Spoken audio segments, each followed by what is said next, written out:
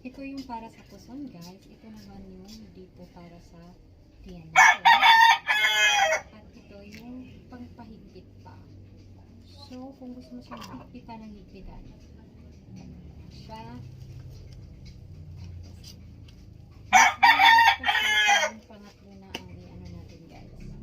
Ayan, kaan. Ganyan po siya kaliit at ganyan po kakurba ang ating katawan. So, kung malaki yung katawan mo, talagang liliit ko talaga. So, ganito po ako buong araw. Susutin ko na po siya buong araw.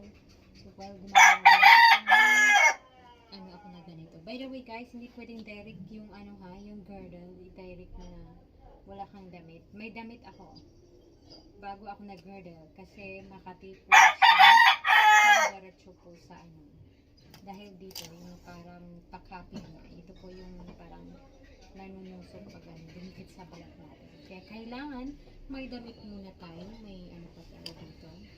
Bago tayo so, ganyan kaliit ang bewang ni Manunay.